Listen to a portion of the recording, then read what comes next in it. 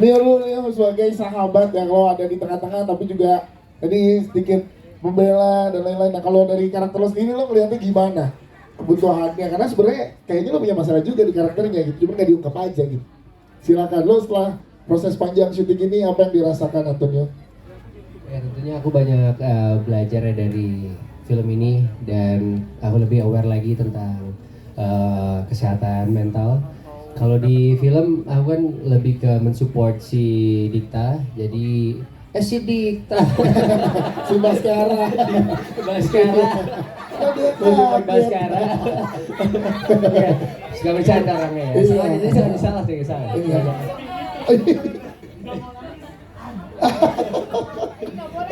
Oke. Terus. Iya, jadi aku ya berusaha untuk menyadari dan membuat Baskara itu menjadi orang yang lebih dewasa lagi dengan permasalahan yang dia miliki di masa lalu. Gitu. Berarti menurut seorang Antonio penting ya di circle pertemanan ada karakter kayak lu di dalam real life kita gitu ya. Penting banget Ya. karena aku tahu kan kita circle itu atau lingkungan kita itu sangat mempengaruhi kita Yes. ya. Jadi kalau kita punya circle atau lingkungan yang positif itu akan mengarahkan kita jadi orang lebih positif. Itu dia. Pinter Antonio banget. Blanco. Tuh jawabannya. Bisa Pak ya? Terima kasih. Selanjutnya kita juga ada Umi Guari yang melakukan debut film panjang pertamanya di sini. Oh, ini dia nih. Wow. Terima kasih Pak. Dan sangat memukau penampilannya gimana Umi setelah proses panjang hari ini tiba dan apa sih yang seorang Umi Guari dapatkan gitu memerankan karakter yang selalu menghibur padahal punya banyak masalah gitu. Umi punya pantun buat hari ini. Cakep. Coba dong Umi. Langsung Umi. Kasih ke teman-teman media Umi. Kasih nih. Makanya tadi kan sebelum yang lain Datangnya udah- terakhir, betul, itu ngumpulin. itu lagi nulis. Nulis pantun. Sikat, Umi. pantun. Langsung. Yang lain duluan nih pantun gua lagi bagus-bagus ini gitu. Bantu jawab cakep ya, bantu Iya, jawab cakep. silakan Mi. Belum. Belum Mas, saya tahu saya cakep tapi jangan.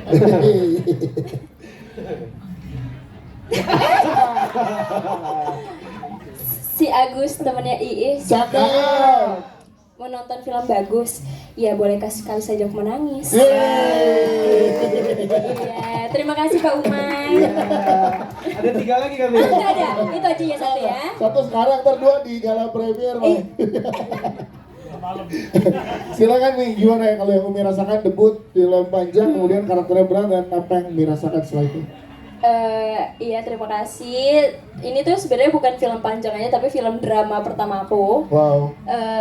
Apa ya? Pas ditanya karakternya, aku kira kayak ya udah komedi dan lucu aja nggak beda jauh dari aku. Ternyata aku selain lucu itu juga ternyata aku punya kesehatan mental yang sakit gitu kan. Jadi aku nih sakit ya. Sebenarnya nggak terlalu beda jauh sama Umi. Karakter aku sebagai Ica tapi nggak beda jauh sama Umi. Mas kita jangan ngeliatin kayak gitu, aku agak deg-degan lah Mas Dikta. Oh, tapi mereka aku.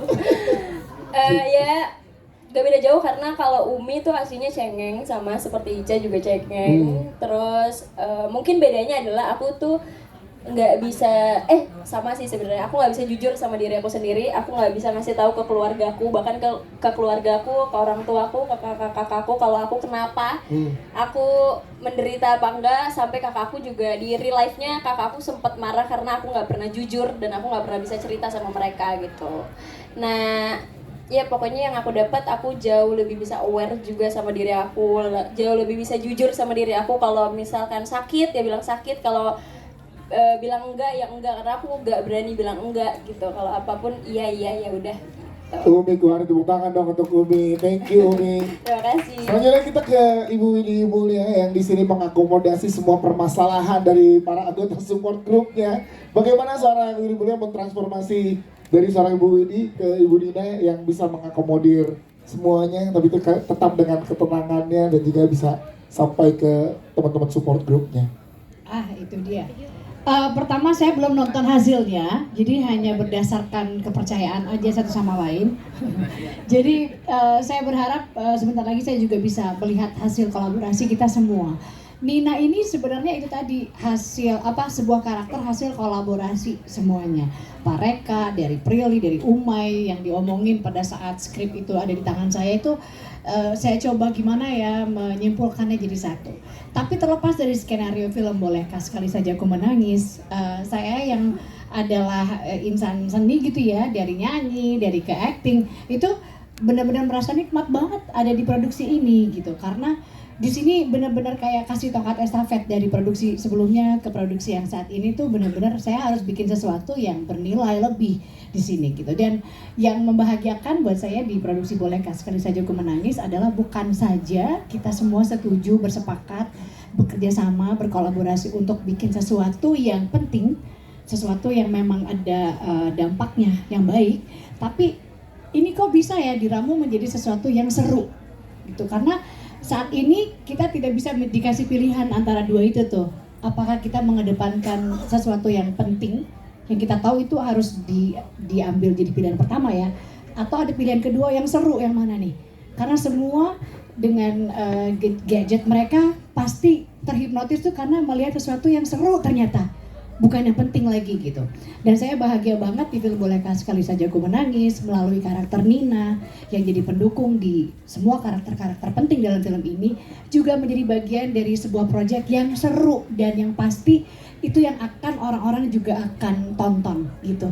Yes, itu dia. Terima kasih banyak. Ibu Winnie, thank you banget. Selanjutnya kita ada Gracia JKT48 juga yang di sini sebagai adik dari Mas Kara sebagai Sarah. Ini gimana? Kamu kan anak pertama setelah syuting dan menjadi anak kedua tapi tetap lebih dewasa. Mengubah pandangan seorang Gracia nggak sih sebagai seorang kakak atau adik seperti apa setelah proses panjang bersama dengan Bolehkah Sekali Saja Aku Menangis? Silakan.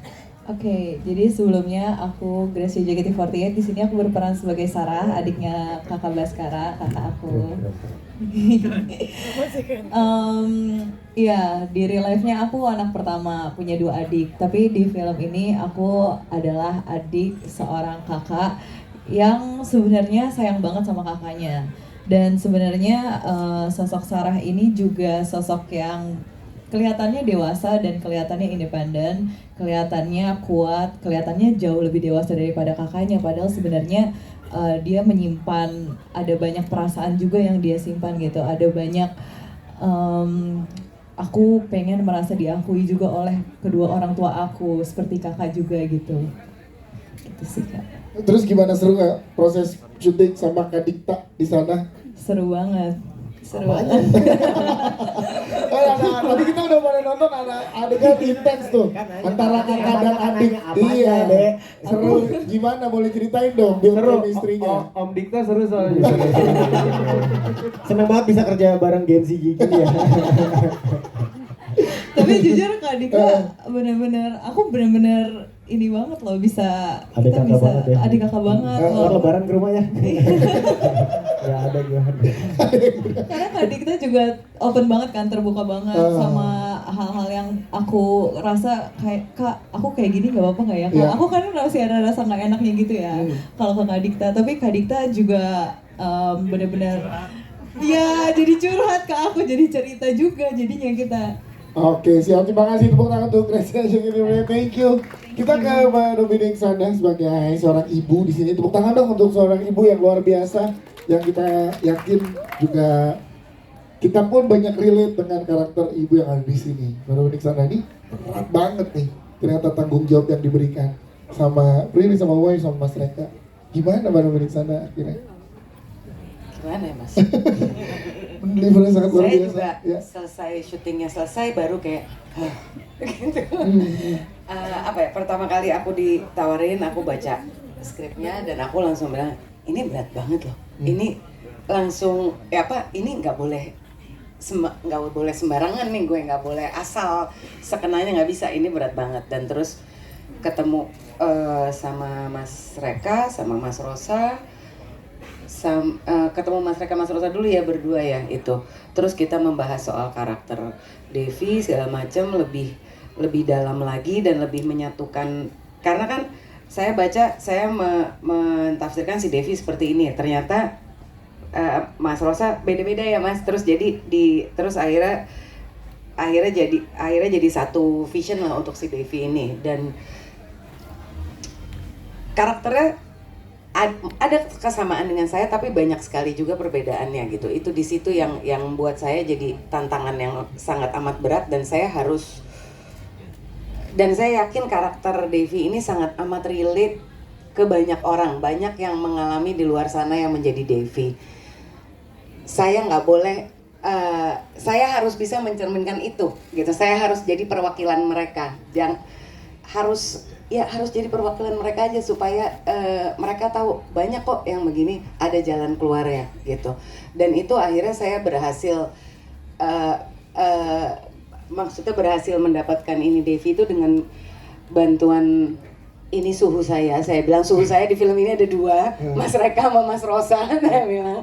Dan juga sangat amat dibantu sama Prilly, Surya, dan cast-cast yang lain yang saya langsung berinteraksi gitu. Yes, itu dia. Tangan dong untuk Mbak Dominic sana. Nah tadi ada beberapa kali kan saya ikut nonton, ada beberapa peran dengan adegan Bu Dominic, ada beberapa teman-teman media yang nangis juga. Ada nggak sini ada yang tadi nangis yang mau ngaku? Karena banyak. Ada yang di belakang, yang depan ada. Kamu nangis ya tadi ya? Kalau kamu kenapa nangis boleh dikit bentar ya, karena tadi kita nonton di studio pada banyak yang nangis. Kalau kamu kenapa? Silakan. Soalnya kayak pas banget gitu, ke diri sendiri juga ngerasa iya gini gitu. Apalagi pas masalahnya Kadikta, pas Baskara. Kayak Saya ngerasa, bermasalah memang ya. bukan. Kayak ngerasa orang tua tuh punya ekspektasi tinggi gitu. Terus ngerasa kayak diri ini tuh nggak bisa ngecapai ekspektasi itu gitu. Padahal kan belum dijalanin, tapi kayak udah nggak bisa, tapi mau coba, tapi nggak bisa, tapi mau coba, tapi nggak gitu.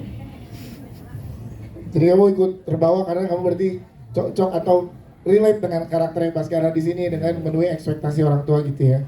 Dan banyak juga yang relate yang ada di sini. Ini luar biasa kan. Jadinya emang ya itu tadi Mas Reka sempat keliling studio Mas Reka bilang, ayo teman-teman relate sama karakter yang mana. Kita nemuin karakter kita, diri kita tuh di karakter yang mana gitu ya Mas Reka ya. Siap, terima kasih ya kamu udah mau cerita ya. Kita ke Mas Surya Saputra, boleh? Tepuk tangan dong teman-teman. Jangan dari kelas gitu ya, karena kita tahu Bapak juga berat loh masalahnya. Berat. Mas Surya ini berat banget ternyata. Gimana Mas Surya mendeliver ini supaya tetap bisa maksimal, layer dijaga dari awal sampai dengan di akhir performance-nya tetap top performance-nya? Iya, Pras ini bukan saya banget. Saya nggak bisa ngomong keras, saya nggak bisa physical, paling anti deh tuh.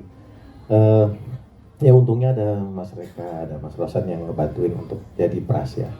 Tapi yang membuat saya betul-betul jatuh cinta itu adalah ceritanya. Cerita itu luar biasa loh, bahwa untuk karakter Pras aja ya, Pras itu punya masalah. Ya. Tapi dia deny bahwa gue punya masalah. Dia nggak tahu mesti cerita ke siapa. Korbannya siapa? Keluarganya. Kemarahannya itu dia limpahkan ke keluarganya. Gitu, jadi banyak dari kita yang memang tidak terbiasa untuk bercerita. Karena mungkin di kebanyakan orang bercerita itu seperti mengungkapkan kelemahan. Tapi salah sebetulnya. Bercerita itu harus. Kita dengan bercerita, kita melepaskan emosi kita. Dari setengah emosi yang lepas itu, solusi udah setengah jalan. Ya. Nah jadi karena dia tahan terus, dan dia bilang sama keluarganya nggak boleh nangis. Itu efeknya ke semua keluarga. Gitu. Jadi di film ini kita dikasih tahu nggak apa-apa lo untuk nangis, nggak apa-apa lo untuk being vulnerable gitu. Yang pasti yang harus utama adalah pikirin diri sendiri supaya mental kita sehat. Jangan karena nggak enakan, karena dianggap lemah, kita nggak mau cerita. Gitu, jadi cerita ini bagus banget buat saya, jadinya very personal dan sangat mengedukasi orang. Yes, Gitu. ceritanya bagus banget dan Mas Surya Saputra juga memerankannya, karakternya bagus banget, luar biasa. Tepuk tangan sekali lagi untuk Mas Surya Saputra. Thank you Mas Surya Saputra. Kita ke Pradipta Wicaksono sebagai Baskara karena di sini Kak. Karakter Baskara adalah atlet basket yang bermasalah, akhirnya WO punya banyak masalah. Dan in real life lo kan juga pernah jadi atlet tak dulu tak? Atlet tenis gitu, pernah di junior dan lain-lain. Ini memudahkan untuk seorang Dikta masuk ke karakter Baskara nggak sih? Karena pernah ada pengalaman yang sama dengan Baskara gitu, sama-sama pernah menjadi atlet. Baskara tuh beda banget sama Dikta ya. Maksudnya saya lahir dari keluarga yang sangat bahagia dan saya S3 di luar negeri dan lain-lain. Jadi nggak relate banget ini. Cuman untuk masuk ke karakter ini saya mencoba untuk meresearch ya. Benar saya pernah jadi atlet dulu dan gagal juga gitu kan.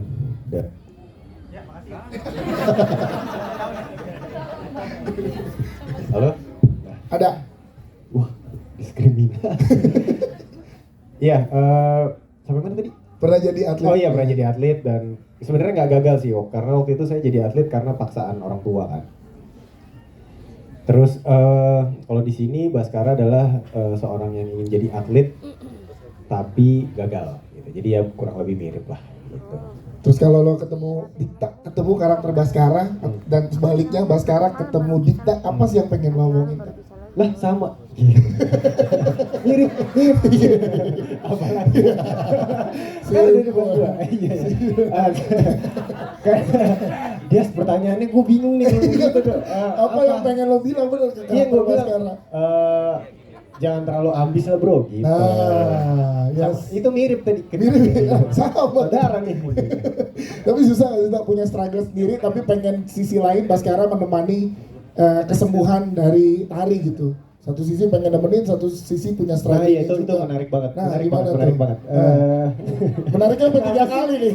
Kenapa sih Yo, menarik? yo. Itu jadi Menariknya kayak sampai 3 ibarat kali. itu kayak lu mau jadi superhero padahal lu juga kenapa-kenapa gitu. Iya. Jadi itu kan kita harus ada dua energi yang besar gitu kan. Satu untuk menyelamatkan orang-orang terdekat kita dan kita sendiri, tapi juga pengen nyelamatin si Tari juga gitu. Karena kan Baskara ini kayak belum pernah ngeliat cewek dengan karakter seperti Tari gitu. Terus ngobrol sama Prilly berapa lama sih untuk nge-build chemistry sehingga tadi kita tuh abis ini pengen naik MRT dan sambil pegangan di tiang. Biar Padahal tuh gue lagi meter. Kena lagi gitu. 5 tahun ya mas ya? 5 tahun. Bercanda. 5 tahun. Enggak. Oh bercanda. Tari sama Baskara ya. Tari Prilly sama Dikta. Tari Baskara. Tari Baskara. Apa ngobrolnya? Iya ngobrolnya karena kan banyak adegan-adegan yang memang kita juga terdeliver. Oke nih deket banget, akrab banget gitu dan. Gimana sih cara ngebangun chemistry? Gue yang kali ya. Gimana sih cara ngebangun Makasih Om Bay chemistry-nya? dibantu. Chemistry ya. Chemistry. Apakah ada naik MRT bareng dulu gitu kan? Karena kan Ada jalan berdua dulu nggak atau apa gitu? Enggak sih, kita kadang-kadang suka ngebedah buku ya bareng. Ini Aristoteles nih apa sih? Iya bener. Ya karena kan dengan Prilly dengan segudang pengalaman acting dan lain-lainnya tak gitu dan lo harus terus barengan sama Prilly itu gimana tak? Beda loh pada matanya gitu, pandangannya kan. Segudang ya. Ya maksudnya gini, Prilly itu menurut saya ini serius nih jawabannya. Ya. Dia tuh Ini Dikta nih ya bukan Baskara nih. bebas. Menurut saya Prilly itu one of a kind dari semua Lihat dong matanya dong. bertanda itu. Apa? Matanya lihat dong. Oh iya. Apa? Boleh gak ini mau serius nih? Dari akhirnya mau serius nih. Dia tuh salah satu gini. Saya bekerja sama dengan Prilly itu seperti tidak bekerja sebenarnya. Di luar nego budget ya maksudnya.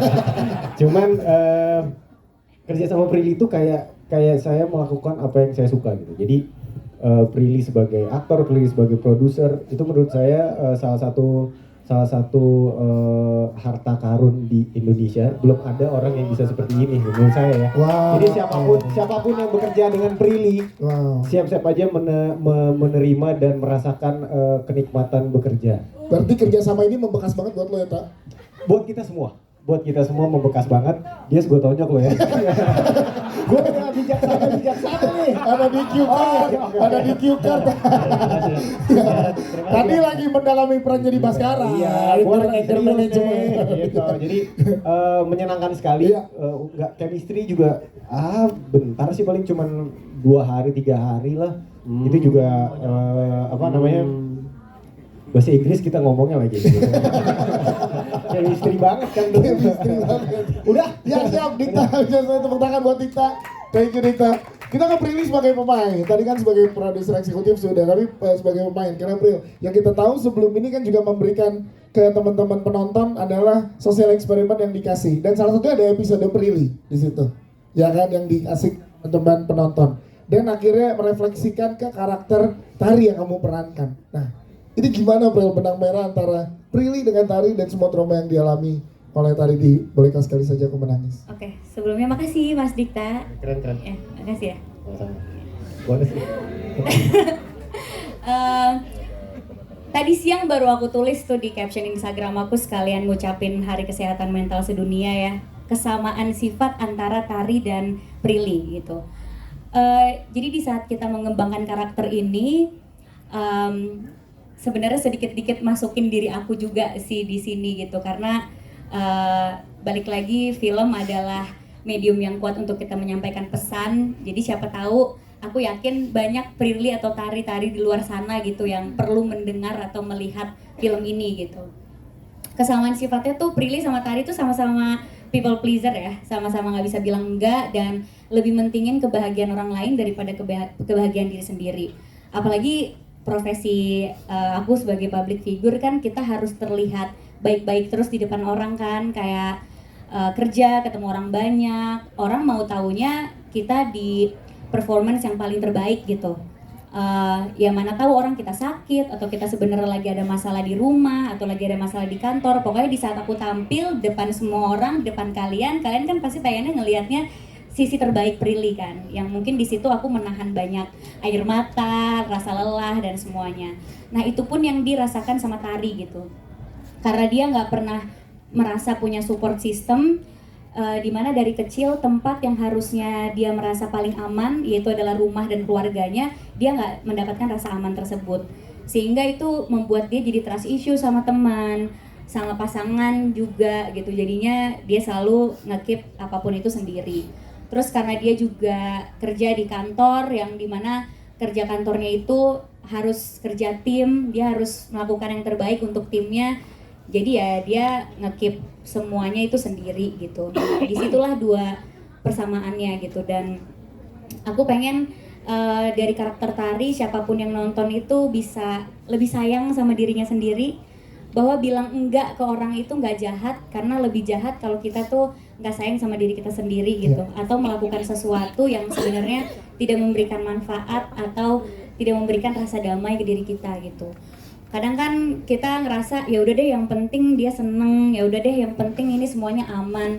Tapi kita suka lupa sama diri kita sendiri, kitanya aman gak sih, kitanya seneng gak sih gitu. Kalau misalnya dulu aku ditanya gitu, Prilly kebahagiaan buat kamu apa sih? Aku dulu jawabnya kalau ngeliat orang-orang di sekitar aku bahagia gitu. Karena aku sendiri nggak tahu bahagia buat diri aku tuh apa, karena aku selalu maunya nyenengin orang. Nah semoga dengan adanya film ini, orang-orang yang kayak aku atau kayak Tari itu bisa jawab apa kebahagiaan buat diri dia tanpa bergantung sama kebahagiaan orang lain. Wow, Prilly Latuconsina.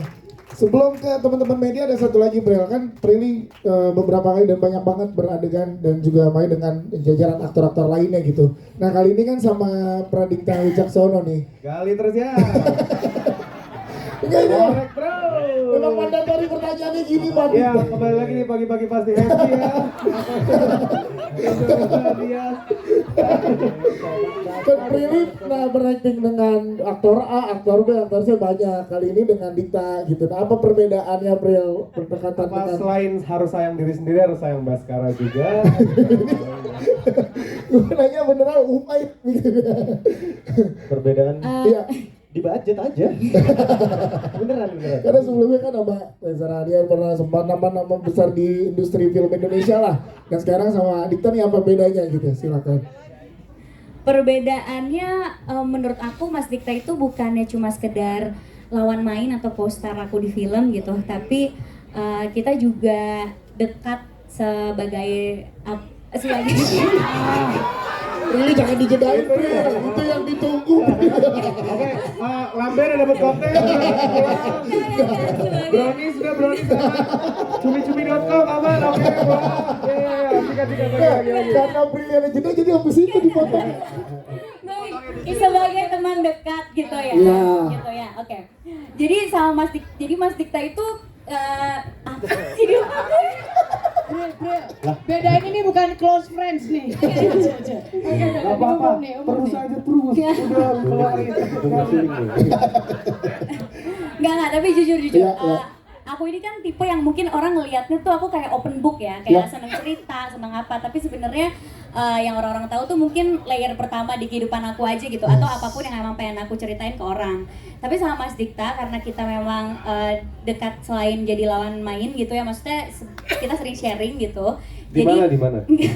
Jadi banyak momen-momen tuh yang nggak pernah aku share ke orang lain, aku share ke Mas Dikta gitu.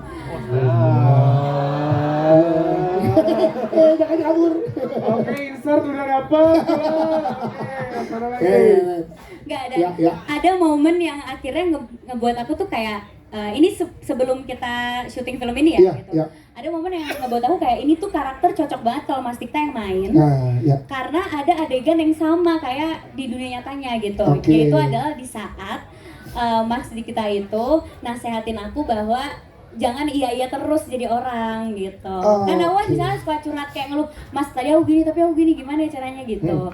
Nah Mas Dikta tuh pernah nasehatin aku kayak kamu tuh nggak apa-apa baik tapi jangan iya terus, sekali-sekali tuh harus ngomong enggak daripada kamu yang mendem atau apa. Nah itu tuh ada kan di adegan itu. Betul, jadi pas aku baca skripnya aku ngerasa kayak jadi inget gitu, Mas Dikta tuh pernah kayak gini, aku pernah diajarin. Tapi kalau yang di bloopers kan ada. Oke, kita ada nggak di bloopers ada yang bilang gimana? Gua ngayalnya udah kayak orang jatuh cinta bener nggak? Iya nggak? Nggak ada kan? Yang mana? Di bloopers tuh ada. Itu CGI. Itu CGI. Umpa itu jago banget CGI. Jadi ada di bloopers tuh ada. Really habis take terus kayak gimana gua kelihatan kayak orang jatuh cinta beneran nggak? Gitu ngomongnya. Kenapa sih itu dimasukin ada konfirmasi sama gue ya? Gua konfirmasi ke produser eksekutif. Bener ya? Iya, kan itu demi mendalami karakter Tari dan Baskara. Tujuannya memang ke arah karakter development karakter. Iya, tapi maksudnya as a person, aku juga banyak belajar sama Mas Dikta gitu loh, karena Guru. Bimbel. Iya karena ya itu tadi harus baik sama diri sendiri dan nggak apa-apa juga untuk marah gitu, nggak apa-apa juga untuk bilang enggak, tapi tentu dengan cara yang baik juga kalau mau marah kayak gitu-gitu. Nah makanya aku ngerasa Tari sama Baskara tuh chemistry-nya jadi cepet dibangun karena ya di aslinya juga aku sering sharing masalah hidup aku sama Mas Dikta gitu. Oke siap, terima kasih, tepuk tangan dong untuk Prilly. Dikta sama Prilly, Umi udah nyiapin pantun lagi nih. Hubungan mereka berdua. Gas Umi, gas. Udah ngomong ke gua lo. Gua pantun pas banget buat lo apa? Coba dong. Ada nggak ada, ntar habis pertanyaan media ya. Siap. Kita berikan tepuk tangan dulu dong untuk jajaran. Jadi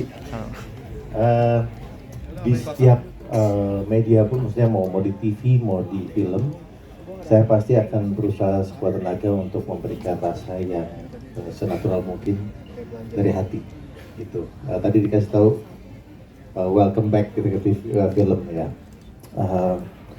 Dan tadi pertanyaan akan bawa anak-anak ya kalau udah gede. Iya. Pasti akan saya bawa, tapi nggak sekarang. Kalau masih 8 tahun kan. Pasti akan kaget, kok papa begini? Papa, kita di luar aja. Takut ntar marah sama gua. Gitu, jadi nanti pada saat mereka udah siap, pasti akan saya ajak nonton. Ini kerjaan papa begini, berbagai peran. Oke, siap. Terima kasih Mas Ria. Sebelum dijawab oleh Umay, teman-teman yang di belakang boleh tolong tenang sedikit ya. Kita lagi press conference di sini. Terima kasih. Umay, silakan Mai, gimana antisipasi dari Cinema Go Pictures untuk menghindari pembajakan? Agak, sebenarnya itu selalu jadi masalah perfilman Indonesia dari dulu kan ya. Kayak sebenarnya langkah preventifnya tuh bukan cuma kami di production house, harusnya ya mungkin sudah, tapi semoga bisa lebih baik lagi partisipasinya pemerintah juga terhadap ini, karena bukan cuma kita doang yang bikin gitu. Karena buat saya sendiri sih sebenarnya masih banyak orang-orang yang belum paham pembajakan tuh kayak gimana gitu. Nggak usah sejauh mereka ngebajak untuk keuntungan pribadi, kadang-kadang mereka tuh ngevideoinnya untuk bikin mereka terlihat keren di pergaulan, kayak gua habis nonton film ini gitu. Which is good, tapi caranya salah. Nah sebenarnya cara yang salah ini yang harus bersama-sama, bukan cuma Cinemaku doang, bukan cuma PH-PH yang ada di Indonesia doang, tapi ya bantuan dari pemangku keputusan lah gitu, yang butuh lebih kuat untuk stop pembajakan dan ngasih tahu pembajakan tuh kayak gimana. Dan tentunya bantuan dari teman-teman media yang hari ini hadir ya Pak ya, Iya. untuk menghimbau itu ke Cuma teman-teman pertanyaan penonton. soal pemerintah kenapa dikasih ke gua? Ya Oke, nyari-nyari ya. Gua udah hati-hati ngomong. Oke, terima kasih Ubay. Prilly silakan boleh dijawab gimana ngeset build up nangis dan mana yang paling berat nangisnya? Jujur, aku nggak pernah ada metode apa-apa sih untuk aku nangis. Aku lumayan cepet dan justru aku tuh nggak bisa kalau misalnya diem ya semuanya, konsentrasi dulu, kasih waktu dulu. Aku nggak bisa tuh. Aku jadi biasa aja, jangan kasih aku waktu atau jangan sepi tiba-tiba gitu. Karena aku ngerasa jadinya perhatiannya ke aku doang. Aku malah kayak ya udah biasa-biasa aja. Nanti aku yang ngatur moodnya sendiri. Terus kita take. Jadi nggak pernah minta ada waktu spesial sih. Tapi di film ini ada satu adegan yang dimana aku kayak kok aku gak misalnya ada dua sebenarnya, waktu sama bapak sama satu sama ibu. Kalau sama bapak itu karena kita take-nya di tempat yang rame banget, terus kayak kita nggak bisa menghalangi orang untuk masuk kan, jadi di saat lagi mau sedih tiba-tiba ada orang lewat Aprili kayak gitu, jadinya kayak ya Allah gue lagi mau nangis ini gitu kan. Terus lagi mau nangis lagi tiba-tiba temen aku lagi lewat jalan situ, terus dia Pril, kok lu di sini? Ya su. Sama kayak taruh gue lagi konsentrasi taruh gitu. Jadi kayak itu satu. Dua, waktu itu adegan di rumah sama ibu, nggak bisa sama sekali nangis sampai butuh bantuan Pareka karena waktu itu kenapa ya? Satu artinya panas. Ya. Waktu itu saya lagi seneng banget. Kenapa sih itu bisa senang Diam gitu? dulu, Maksudnya orang kalau nggak bisa sedih tuh berarti kan karena happy banget. Apa alasan happy-nya? Nggak, pada saat itu saya tuh lagi seneng banget. Terus kayak lupa kalau ada adegan itu. Jadi dari awal datang ke lokasi syuting tuh moodnya nggak dibangun. Jadi saya lagi seneng banget. Oh tahu, aku tahu kenapa. Kripto lagi gila, lagi banyak banget duitnya itu. Nah jadinya tuh kayak pas mau konsentrasi malah kayak moodnya senang-senang. Terus juga waktu itu lokasinya tuh lagi panas banget, jadi kayak keringetan terus kayak benar-benar nggak nyaman. Akhirnya minta bantuan sama Pareka. Pak, saya maaf banget nih, ini pertama kalinya saya ngerasain susah nangis di film ini doang. Biasanya kayak mau keluar dari mata kiri, mata kanan, silahkan request gitu ya kan. Tapi kok ini nggak bisa gitu. Terus akhirnya sama Pareka kita ngobrol, terus Pareka lumayan, karena kan aku banyak cerita sama Pareka juga, jadi lumayan dia mengingatkan luka-luka yang nyambung sama adegan tersebut. Cuma ya itu tadi karena lagi senang, jadi saya nggak mau inget-inget luka itu, tapi gimana ya gitu. Terus ya udah akhirnya mencoba konsentrasi. Dan mendengarkan narasi dari Pareka itu lumayan ngebangun mood aku banget sih. Jadi baru abis itu terjadilah adegan yang menurut aku malah aku seneng banget jadinya adegan itu. Cuma abis itu aku langsung kayak, kenapa sih gue harus seneng banget hari ini gitu. Pareka mau ceritain tuh Prilly kenapa sih? Nggak, bukan senangnya. Pareka mau cerita nggak gimana Pareka bisa gampang banget nangis? Ada satu kejadian itu gue GR banget waktu itu. Beneran. Kirain terharu, gimana gitu ya. Tapi ini bentuk nyata support dog di lokasi syuting ya, Pril, berarti ya, dengan support dari semua tim yang ada di sini. Ini bahaya nih katanya. Boleh pakai mic. Terus dia ngomong, bayangkan ini nggak nyampe semenit, jam 9 pagi gue dibikin nangis. Ya ampun. Atau nggak Pareka datang ke set terus dia, Enggak, jadi gini, ada satu scene yang udahlah gue scene Ada satu scene gue yang lu buka pintu nggak jadi tuh tek. Iya, pokoknya ada satu scene yang gue ceritanya scene-nya sedih nih gitu kan. Gue tuh seumur gue syuting nggak pernah gue kayak nemuin kejadian itu. Jadi gue udah selesai, cut, udah. Gue lagi panas duduk gitu, tiba-tiba dipanggil sama Pareka. Kenapa? Enggak tahu, gue pas kesana tiba-tiba nangis kan, wah gue bilang, shit, gue aktor nih. Gila, sutradara aja gila nih, ini gue nanti nih. Terus gue itu dapat Kids Choice Award itu hari gue tuh kayak, anjing nih gue mantap banget.